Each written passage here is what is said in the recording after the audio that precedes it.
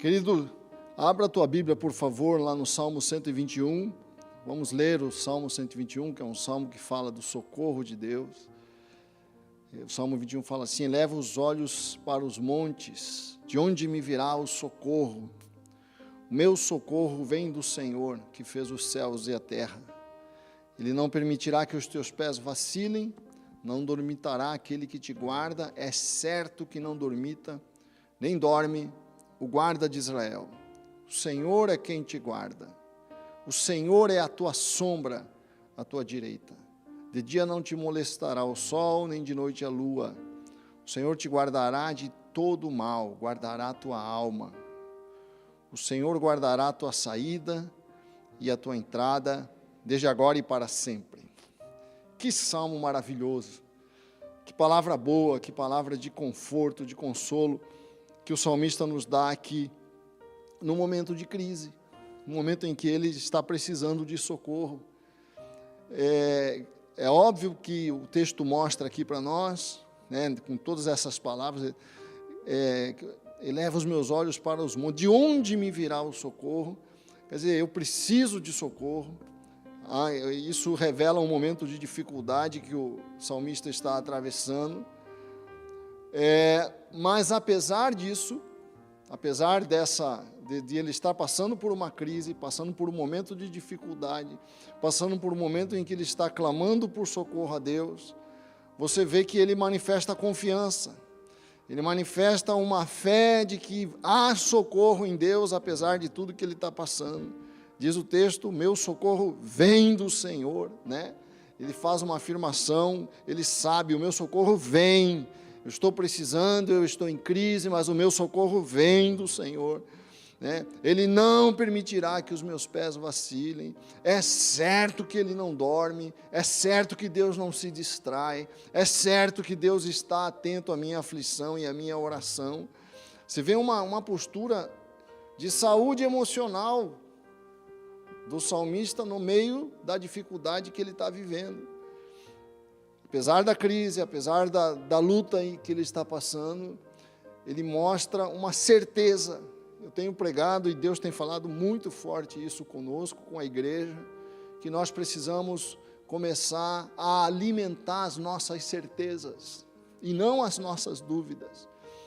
E uma certeza que nós temos que ter para ter saúde nas nossas emoções, para ter equilíbrio, é a certeza de que Deus está conosco, que Deus é o nosso socorro, que o socorro vem do Senhor, né? E embora nós aqui não vivamos o mesmo nível de crise que as outras cidades mais afetadas pela pandemia do Brasil estão enfrentando, nós também estamos debaixo da mesma tempestade. É possível que nós não estejamos na mesma situação, mas estamos debaixo da mesma tempestade. Graças a Deus os casos aqui têm sido bem menores, por isso o comércio já está abrindo, alguns lugares já estão abrindo, mas ainda assim a pandemia deixa uma marca nas pessoas, uma marca de temor, de medo, de aflição, de incerteza em relação ao futuro, que abala as emoções das pessoas, abala as nossas emoções, abala a nossa estrutura emocional, gera uma série de ansiedade, gera uma série de incertezas que trazem ansiedade, traz insegurança com relação a como é que eu vou construir o futuro, reconstruir as coisas. E a Bíblia tem uma resposta para isso, porque os homens de Deus passaram por diversos momentos de dificuldade, de crise. A igreja, desde o início, passa por crise, passa por perseguição, passa por vale, mas supera, enfrenta. E eu creio que nós temos que olhar para tudo isso que está acontecendo da perspectiva de uma visão de mundo cristã. Você sabe que você pode olhar para a realidade de diversas formas, a partir de diversos pontos de partida, a partir de diversos pontos de vista. E a visão de mundo, quando eu falo em visão de mundo, é a maneira como eu olho para a vida e interpreto a vida. A partir de qual ponto de vista eu interpreto as coisas que estão acontecendo e a vida. E quando você é cristão, você tem que ter uma visão de mundo cristã, baseada na palavra de Deus, que te dê um óculos para você olhar, perceber, interpretar e dar significado para as coisas que acontecem. Isso é visão de mundo, né? O cristão não pode ter uma visão de mundo que não seja de acordo com a palavra de Deus, que seja de acordo com o mundo. É isso que nos faz cristão, é a mudança de mentalidade que nós temos, a mudança de ponto de vista que nós temos para ver a vida. E nesse momento que nós estamos passando, nós precisamos da lâmpada do Senhor para nos iluminar, para ver como é que nós temos que interpretar tudo o que está acontecendo, de maneira equilibrada, de maneira segura e de maneira saudável para as nossas emoções. Nós temos que ter saúde emocional nessa hora, porque é um momento de muito estresse para muita gente. Nós temos que encontrar uma forma de passar por tudo isso que nós estamos passando, reduzindo o estresse. E há vários momentos, não apenas a questão da incerteza, a própria convivência em casa se torna, às vezes, exige, às vezes, uma postura mais equilibrada de nós, para nós podermos atravessar esse momento.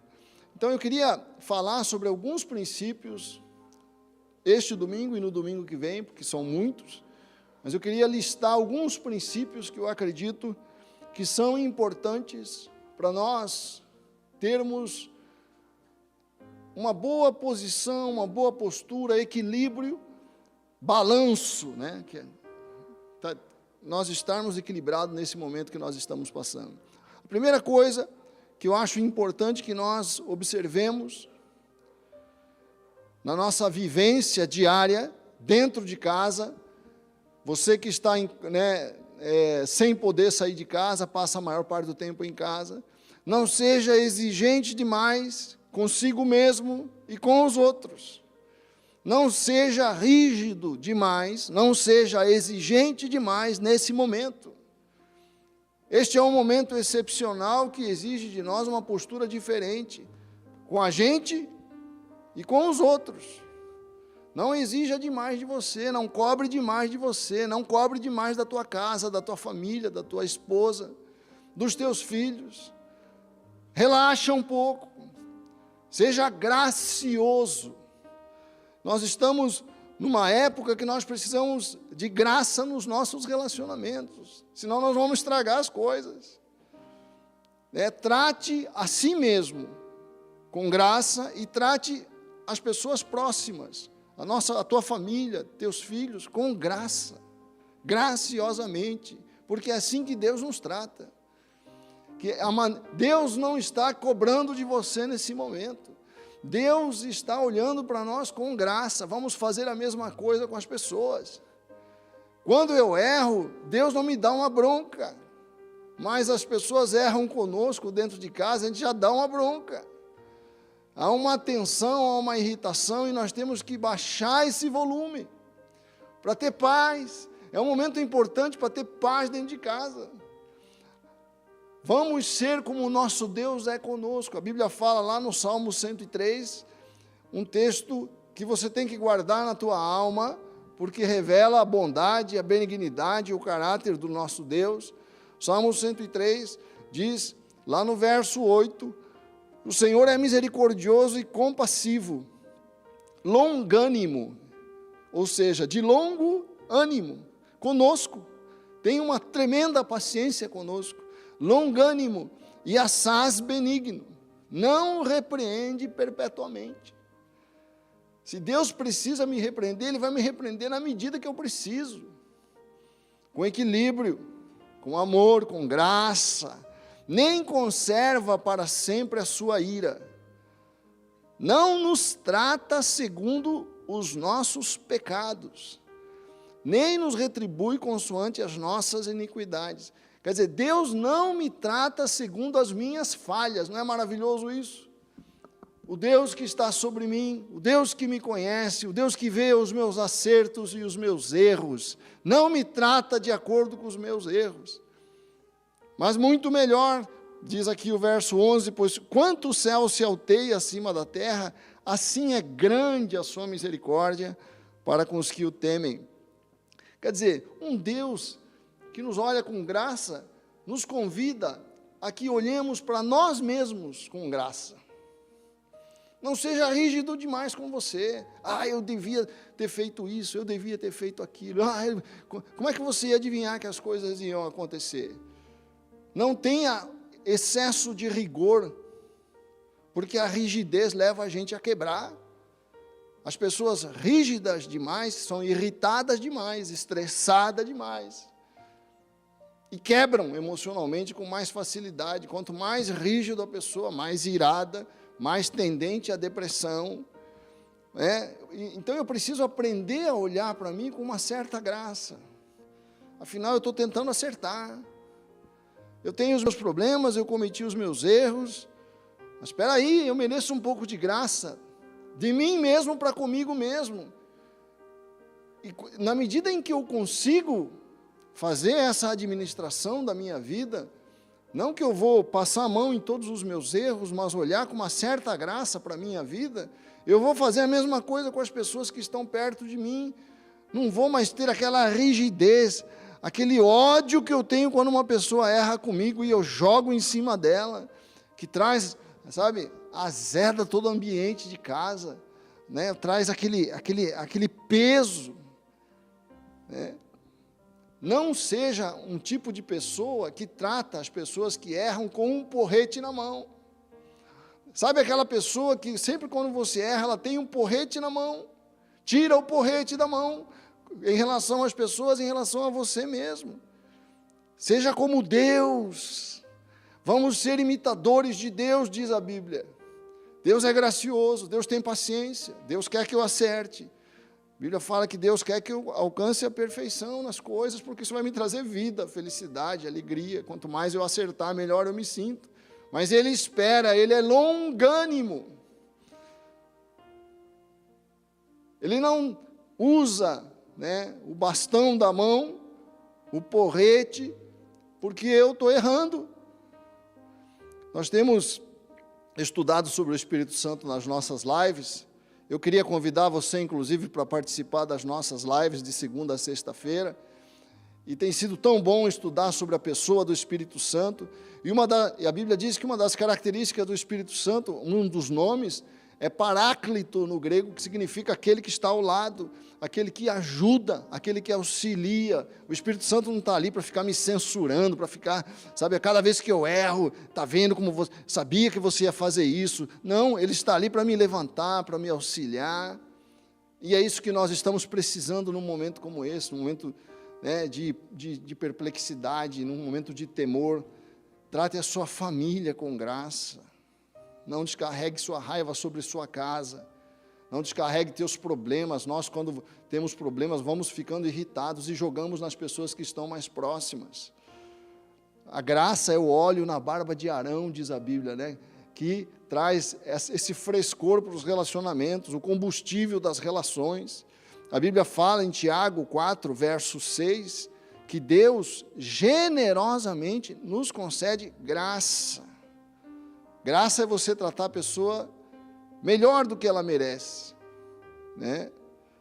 Não tratar a pessoa segundo os erros e dar mais do que ela merece. Isso é ser gracioso como Deus é. Como dizem as Escrituras, Deus se opõe aos orgulhosos, mas concede graça aos humildes. Concede graça aos humildes. Então não seja rígido, não seja severo demais com as pessoas, porque você vai perder a graça de Deus na sua vida. Cuidado com essa rigidez, porque ela faz, quanto mais rígida uma estrutura, mais propensa a quebrar quando é pressionada. Quanto menos flexível uma estrutura, mais tendente a ser destruída, a ser quebrada no momento de pressão. Seja flexível. né? Seja humilde na presença de Deus, aceite os seus erros, aceite os erros dos outros, amém? Eu não estou dizendo que você vai ignorar as coisas e não vai buscar melhorar, não é nada disso, mas é dar o tempo para a recuperação das pessoas, para dar um votozinho de confiança para os teus filhos, para a tua família, e dar uma palavra de ânimo, em vez de dar uma palavra de destruição. É isso que a palavra está falando aqui, e é essa direção, esse princípio é fundamental para eu ter saúde emocional e trazer saúde para o ambiente que eu estou vivendo, ser gracioso, ser flexível, não ser rígido demais, tira o porrete da mão. Número 2, comece o dia e termine o seu dia renovando a sua alma, reabastecendo a sua alma.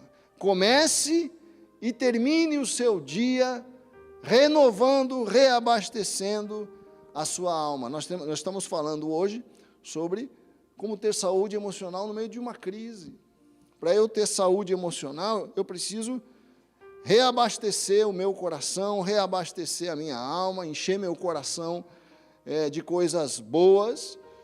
Interessante que no Salmo 1 a Bíblia ensina, né, que a árvore vai ter sempre folhas verdes e vai ser sempre frutífera. É uma imagem muito sugestiva que a Bíblia nos traz, da árvore plantada junto ao ribeiro de águas, uma árvore frutífera, uma árvore que está sempre com as folhas saudáveis. É uma imagem linda, e a Bíblia chama o justo dessa árvore. O justo é essa árvore, porque o justo está como essa árvore, plantado junto aos ribeiros de águas, quer dizer, está sempre com saúde na alma.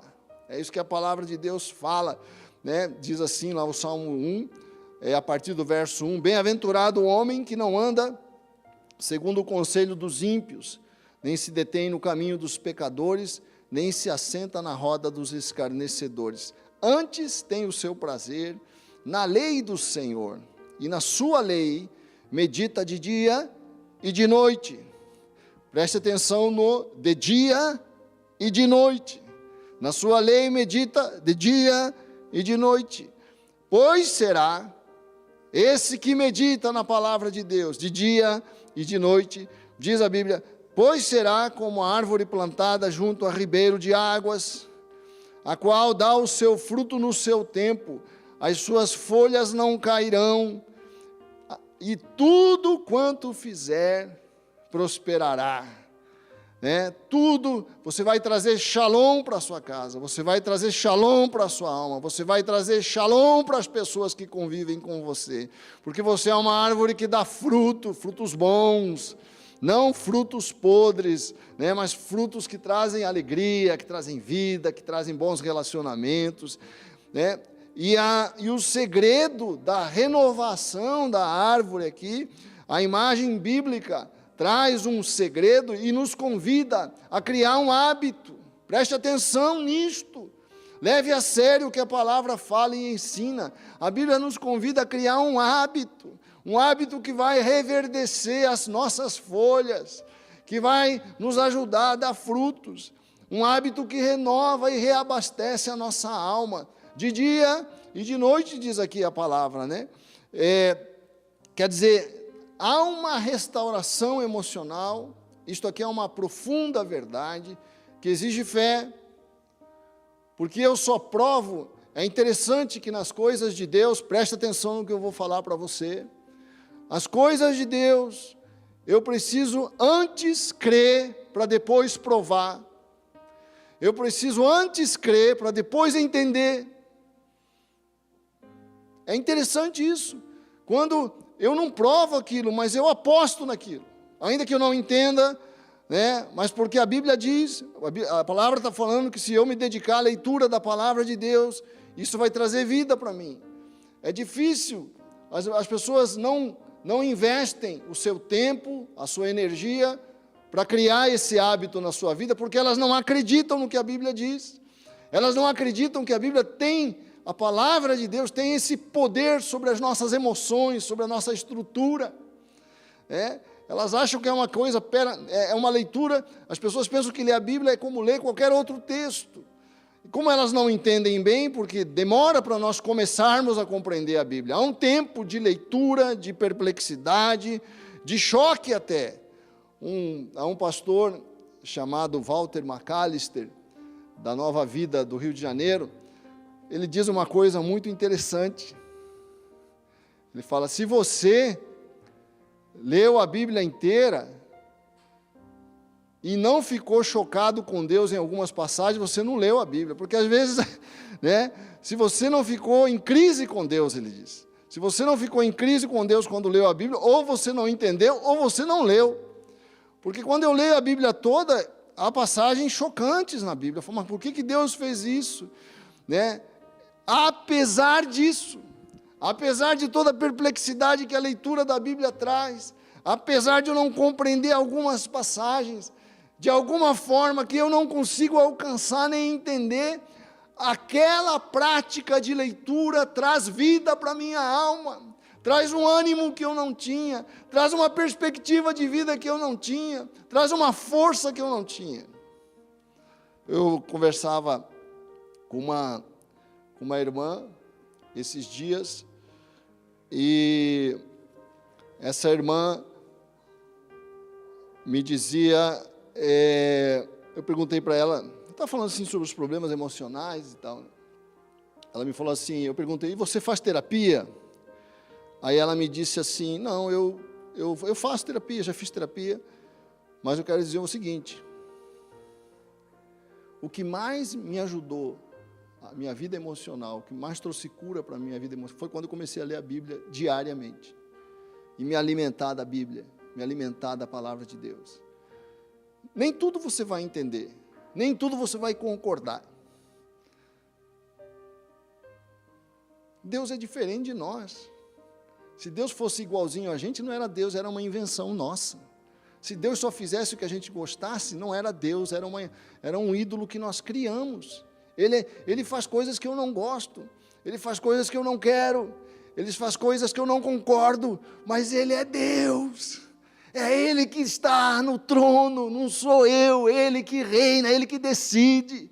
E eu tenho que aceitar, baixar minha cabeça, fazer como aqueles judeus ortodoxos, quando vão falar com Deus, põe a mão na cabeça.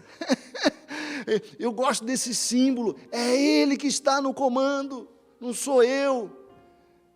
E quando eu aceito isso, quando eu tenho essa humildade de me dobrar diante da soberania de Deus, Ele começa a alimentar, aquela leitura começa a trazer, o Salmo 19, lá no verso 7, fala assim, a lei do Senhor, você pode trocar a palavra a lei pela a palavra do Senhor, porque é a mesma coisa, né?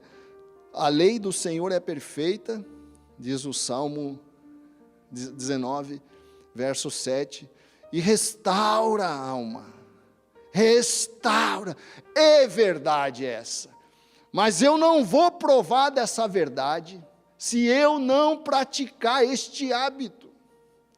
A lei do Senhor é perfeita e restaura a alma. O testemunho do Senhor, quer dizer, as ações do Senhor na história. O testemunho do Senhor, as ações de Deus na história, é fiel e dá sabedoria aos simples. Os preceitos do Senhor são retos e alegram o coração. É verdade. Querido, é verdade, isso que é bom, eu leio e hoje eu sei que é verdade, né? Às vezes quando eu ainda não provei, eu leio, eu creio e eu invisto, e vou provar depois que é verdade. O mandamento do Senhor é puro e ilumina os olhos, dá perspectiva, dá visão, né? Então há saúde na palavra. Eu queria recomendar que você fizesse isso, seguisse nós temos um cronograma de leitura bíblica, se você não recebeu, venha pegar conosco, e seguindo o cronograma, vamos supor que você esteja no livro de Êxodo, qualquer livro, deixe o livro aberto ao lado da tua cama, no ponto que você parou de ler. A hora que você acordar, a primeira coisa que você faz, não precisa ler muita coisa, lê alguns versículos, né? Depois você vai ler o resto. Mas acordou, a primeira coisa, leia a palavra de Deus. Crie esse hábito, deixa a Bíblia aberta do teu lado, no criado mudo, eu coloco uma cadeira do meu lado, né? Coloco a Bíblia aberta, acordo e já leio a palavra. E quando você for dormir, abra a Bíblia, deixa ali, quando você for dormir, você continue a leitura, leia. A primeira coisa, a palavra de Deus, a última coisa, a palavra de Deus. Crie esse hábito na tua vida e você vai provar o que eu estou falando. O poder restaurador da palavra de Deus na tua vida. O Salmo 119, lá no verso 147, fala assim: antecipo-me ao alvorecer do dia e clamo, na tua palavra espero. Quer dizer, antecipo-me na primeira hora do dia, palavra de Deus. Os meus olhos antecipam-se às vigílias noturnas para que eu medite nas tuas palavras. Então, de dia, primeira coisa, acordou, palavra de Deus. Vai dormir, palavra de Deus, isso é medicina para os teus ossos, para a tua alma, para o teu coração. Número 3, estabeleça e siga uma rotina.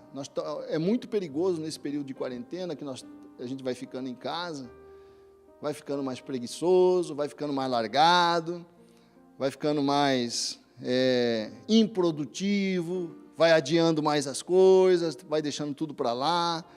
O que traz saúde é a rotina, você acordar e saber o que fazer.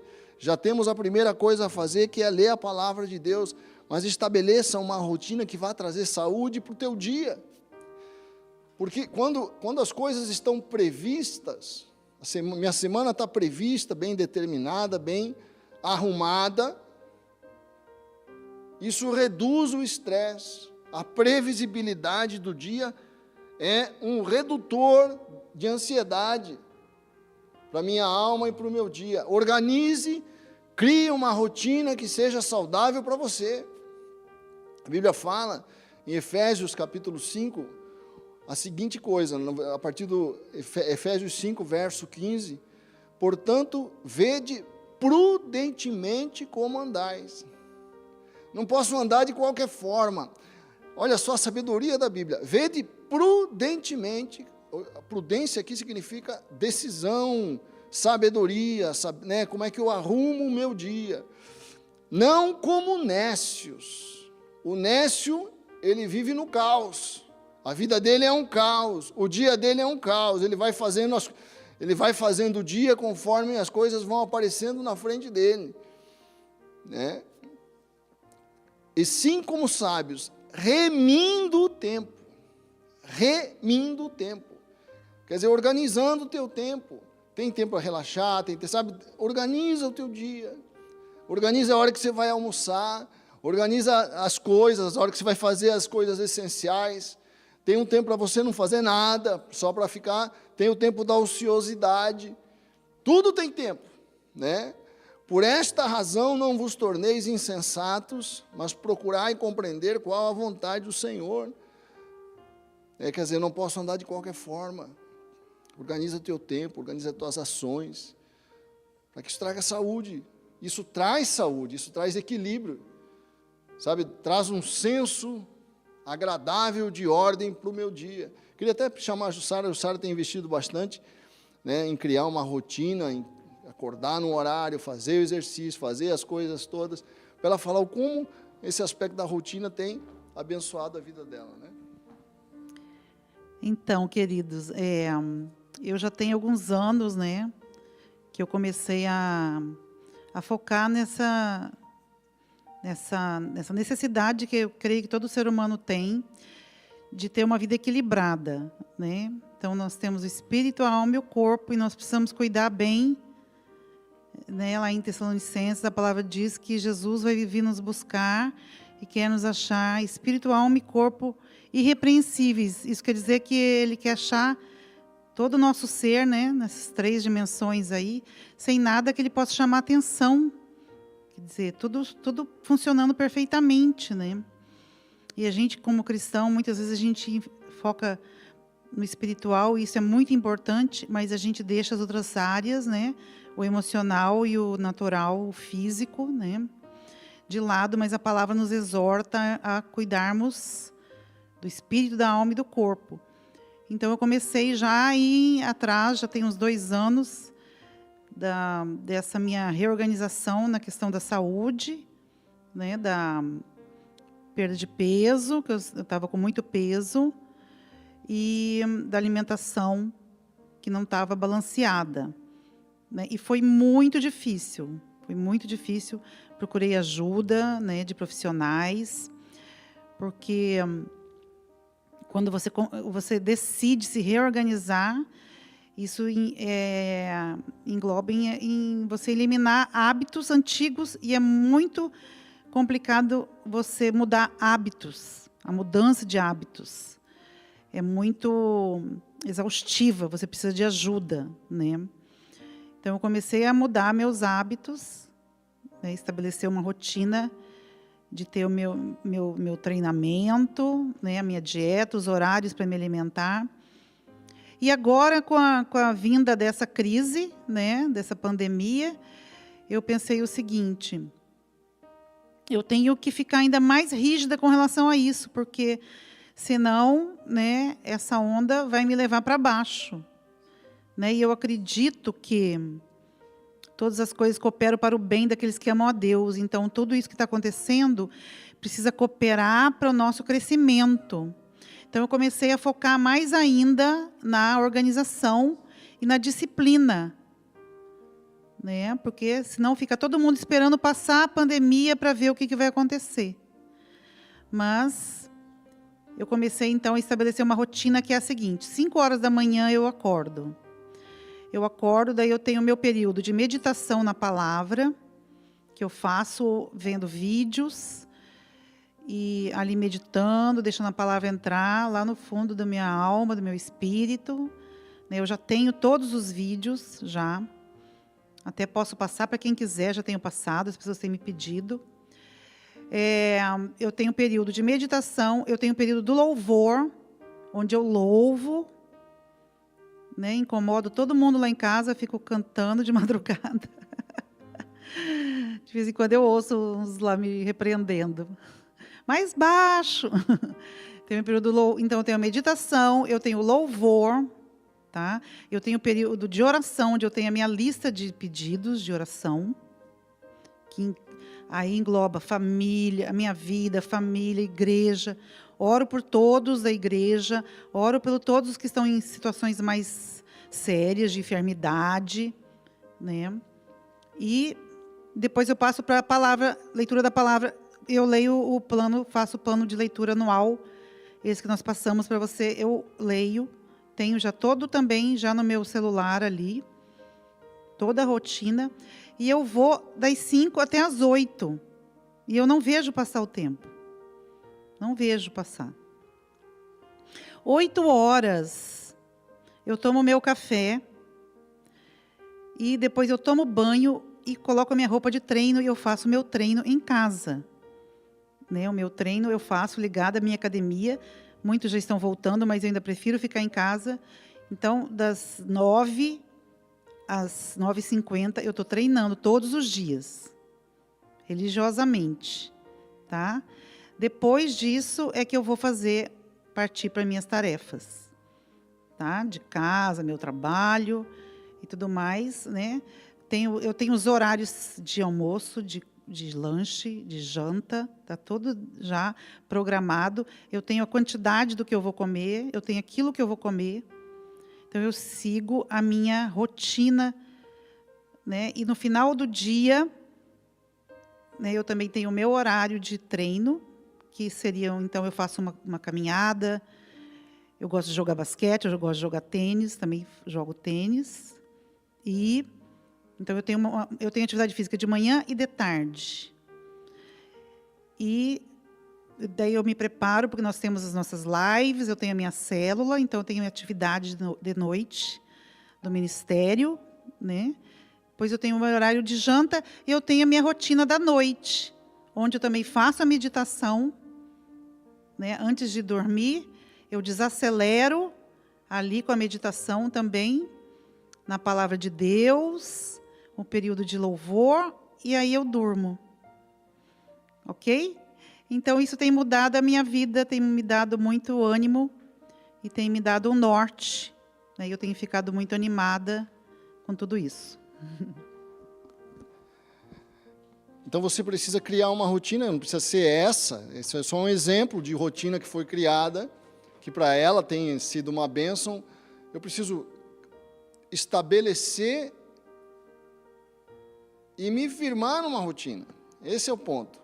Né? Não precisa ser uma coisa tão exaustiva, né? Mas que seja algo que me dê norte para o dia. Meu dia está norteado, meu dia não está caótico. Você tem que tirar o caos da tua vida. Número 4, não veja notícias exageradamente, porque isso traz um mal para a tua alma, principalmente neste tempo. As notícias estão carregadas hoje de coisas negativas e ódio. É impressionante como as coisas estão. Há hoje uma polarização no Brasil, de posições diversas, principalmente na área política, que tem trazido um peso sobre as notícias, e tem essa questão da pandemia, que parece que é uma coisa contínua, que eu tenho que me informar, eu tenho que saber, mas não fique exageradamente preso às notícias. Eu vejo pessoas que veem notícia num jornal e depois passa para outro, vê a mesma notícia e passa para outro jornal e vê a mesma notícia, fica se alimentando daquilo que não vai trazer nada. Claro, nós temos, eu volto a dizer, não estou dizendo que a gente não tem que se informar, né? Mas procure coisas que vão trazer luz para os teus olhos, não aquilo que vai trazer trevas para os teus olhos. A Bíblia fala isso lá em Mateus capítulo 6, a palavra de Deus fala, são os olhos a lâmpada do corpo. Quer dizer, aqui está falando qual que é o meu foco, onde eu estou focado. São os olhos a lâmpada do corpo. Se os teus olhos forem bons, todo o teu corpo terá luz, todo o teu corpo será luminoso. Quer dizer, se foque nas coisas boas, leia coisas boas. Eu tenho lido, sabe, como a gente está mais tempo em casa, eu tenho lido demais nesse tempo. Mas eu procuro ler livros, né, sobre Deus, sobre filosofia, fico preparando as lives, são coisas boas para fazer. Às vezes, esses dias eu estava ouvindo um trabalho sobre filosofia de um pastor, que ele me trouxe tanta experiência emocional boa para o meu coração. Quer dizer, procure se alimentar das coisas que vão trazer vida, que vão trazer, né? Se, porém, os teus olhos forem maus, diz aqui a palavra, quer dizer que se eu focar naquilo que é ruim, todo o teu corpo estará em trevas. Aqui a Bíblia está dizendo, está fazendo claramente uma relação entre as coisas que eu me dedico a ver, aquilo que eu alimento a minha alma, e a consequência disso dentro de mim. Portanto, caso a luz que em ti há sejam trevas, que grandes trevas serão. Quer dizer, não se ocupe com o lixo. Há muito lixo em rede social, aquela coisa de, sabe, parece que querendo, eu já falei sobre isso, mas é importante a gente ficar, sabe, reiterando isso, aquele jogo de ódio, parece que eu quero destruir cada vez mais a reputação das pessoas, parece que todo mundo quer nos convencer que aquela pessoa não presta mesmo. Quer dizer, isso vai trazer que benefício para mim? O que eu vou ganhar com isso? Leia coisas que vão trazer vida, vão trazer alegria, vão trazer luz para a tua alma, né? E aproveite o tempo para restaurar coisas boas dentro de casa. Eu estava conversando com a Jussara, para a gente, né, aquele joguinho, sabe? A gente tem sentado ultimamente em família, muito mais nestes dias, como isso tem nos feito bem. Poder sentar né, na mesa, olhar um para o outro, ficar conversando depois de comer juntos, e depois de comer, continuar na mesa, fazer o café, continuar conversando, aproveitar esse tempo. para restaurar as coisas que são boas, né? Transforme em programas de família o tempo que está ocioso, brincadeiras, jogos, rodas, conversas. Número 5, para terminar, eu acredito que nós vamos continuar a falar sobre isso na semana que vem, mas para terminar apenas, uma coisa que eu fiz ontem que me fez muito bem, foi ligar para as pessoas. Liguei para o meu irmão em São Paulo, para ver como é que ele está, liguei para o meu irmão no Rio de Janeiro, liguei para a minha sobrinha, filha do meu irmão que já faleceu. Enquanto eu estava preparando essa pregação, eu pensei nisso, que isso aqui é uma coisa que traz saúde emocional. E como foi bom ligar para as pessoas, conversar com as pessoas, liguei para alguns irmãos. Quer dizer, agende uma conexão diária, ou pelo menos durante alguns dias na semana, com as pessoas que são importantes para você, com as pessoas que você ama. Eu encho o meu cálice quando eu estou em conexão com as pessoas que são importantes para mim. Ligue para os teus irmãos, né? Amar o próximo é fazer pequenas coisas, mostrar para ele que ele é importante, fazer uma ligação. Como é que você está? Eu só estou ligando para saber como é que você está. É muito bom, isso é muito bom, gente, ouvir isso. Como é que está a tua casa, como é que está a tua família? Sabe o que Paulo fazia quando estava preso? Paulo passou por muitas quarentenas. Paulo vivia boa parte do seu ministério em quarentena, preso. E ele passava, graças a essas prisões, é interessante como são os planos de Deus, né? Nós devemos boa parte das cartas de Paulo que nós lemos hoje às prisões de Paulo. Ele ficava preso e ficava ali encorajando as igrejas, encorajando os irmãos. Aquilo trazia saúde para a alma dele quando ele estava naquela crise da prisão, solitário. Mas ele sabia que aquela conexão fazia bem para ele. Ligue para a tua família, ligue para o teu irmão, ligue para as pessoas, entre em contato, sabe? A gente fica tanto tempo sem ligar. Ontem eu liguei para a Vanessa, minha sobrinha, foi tão gostoso falar com ela. Há tanto tempo que eu não fazia uma ligação. Como é importante isso, a gente, sabe, se conectar com as pessoas. A Bíblia fala em 1 Tessalonicenses, capítulo 5, verso 11, consolai-vos, pois, uns aos outros, edificai-vos reciprocamente, como também estáis fazendo. Isso traz saúde para nós. Me conecta com a realidade da vida dos outros. E me faz perceber que a vida dos outros é importante para mim.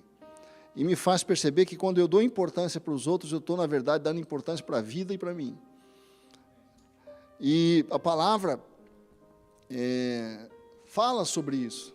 Se você botar num como é que diz? Buscador bíblico, né? Uns aos outros, essa expressão, uns aos outros, vão aparecer muitos versículos.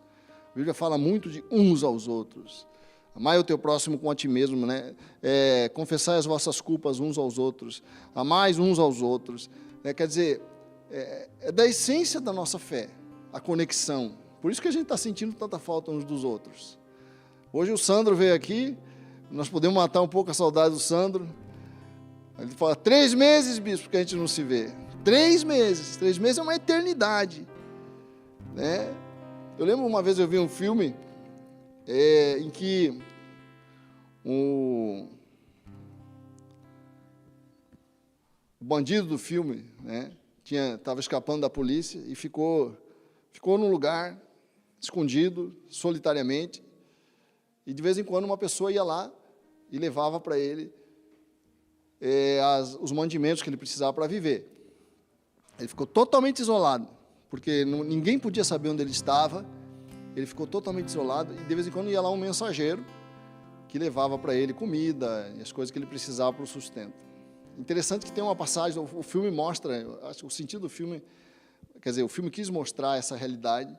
Chega uma hora em que o mensageiro chega para trazer as coisas para ele, está ali há muitos dias sem ver ninguém. Aí o mensageiro deixa as coisas e vai embora. Antes do mensageiro sair, ele fala, peraí, senta aí, fica aí um pouco comigo. Ele era um cara frio, calculista, não dava importância para ninguém. Mas quando ele viu que o mensageiro quando o mensageiro chegou, quando ele viu que o mensageiro estava saindo, espera aí, fica aí. Aí o mensageiro falou para ele, não, eu tenho outras coisas para entregar, não vou ter tempo de ficar aí. Fica aí, eu pago para você ficar aí. Eu pago para você ser companhia. Eu te dou dinheiro para você ficar do meu lado. Só para eu ter alguém aqui. Porque eu preciso de gente. Eu sou frio, eu sou calculista, eu sou bandido. Mas eu sou um ser humano e eu não consigo viver sem a companhia dos outros.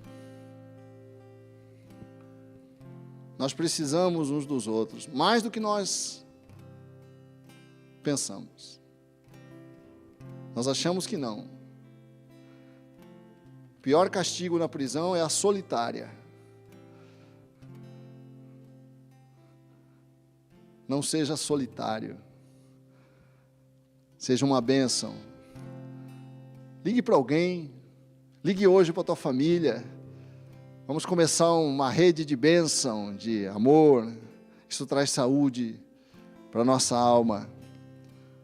A Bíblia fala que o amigo ama em todos os momentos, né? E há amigo mais chegado que o irmão. Está lá em Provérbios 17. Em todo tempo ama o amigo. E há amigo mais chegado que o irmão. Aleluia. Amém? Vamos orar.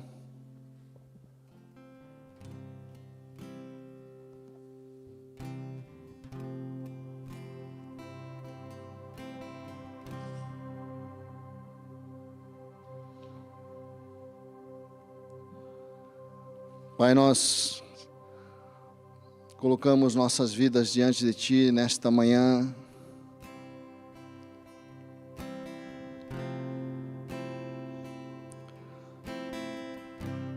Nós queremos que o Senhor nos guie neste tempo de crise. Que o Senhor seja o nosso socorro. Eleva os meus olhos para os montes. De onde me virá o socorro? Meu socorro vem do Senhor que fez os céus e a terra. Aleluia. Os ventos tentam me afastar. Ajuda-nos a sermos graciosos uns com os outros. Dizer que estou só. Possamos tratar os outros com graça. O medo tenta me parar. Em nome de Jesus. Eu creio em Ti. A renovar, Creio em Ti. a provar cada manhã da restauração da Sua palavra. Se o vale eu passar, Como uma árvore plantada junto ao ribeiro de águas, seja a nossa alma, morte me cerca. em nome de Jesus. Se a minha fé estremecer, Ajude-nos a ter uma boa rotina, Pai. olho para Ti, porque eu descanso em Teus braços. Teu amor não vai falhar. A minha vida eu entrego. Teu amor não vai falhar. Se pelo vale eu passar, Aleluia. se a morte me cerca, se a minha fé estremecer e a figueira não florescer, olho para Ti. Eu descanso em Teus braços. Teu amor não vai falhar. A minha vida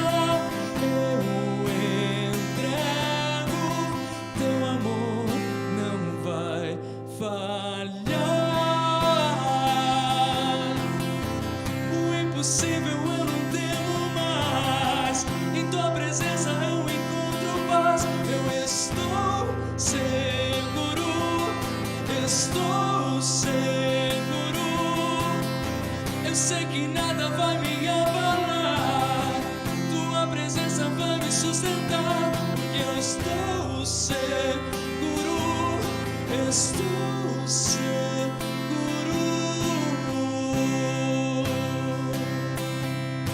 Estamos seguros na tua presença, Senhor. Nós te damos graças, Pai, nesta manhã. Ajude-nos, Pai, a praticar tudo que nós pregamos nesta manhã. Teus braços, teu amor, Tudo que foi falado seja vida em nossas vidas. Tua graça, a tua palavra, ó Deus, uma rotina abençoada de acordo com a tua palavra. Olhos bons, foco nas coisas boas, Pai. Em nome de Jesus, que possamos ser uma bênção para as pessoas que nos amam, que possamos estar ligados, Pai, uns aos outros, para a glória do Senhor, em nome de Jesus. Amém, queridos? Que o Senhor te abençoe e te guarde, e faça resplandecer seu rosto sobre ti, e tenha misericórdia de ti. Que o Senhor sobre ti levante o seu rosto e te dê shalom, em nome de Jesus. Vá para a melhor semana da sua vida. Deus te abençoe.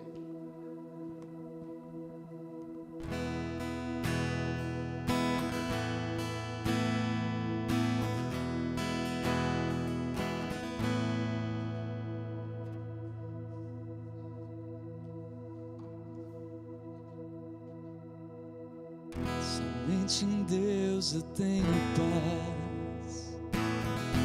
Dele vem minha salvação.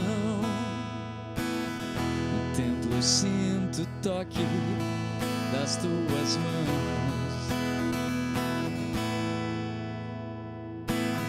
Sei que és poderoso, sei que és glorioso, sim. Enquanto eu viver, levarei tua bondade. Enquanto eu viver, levarei tua bondade. Enquanto eu viver, quero te adorar.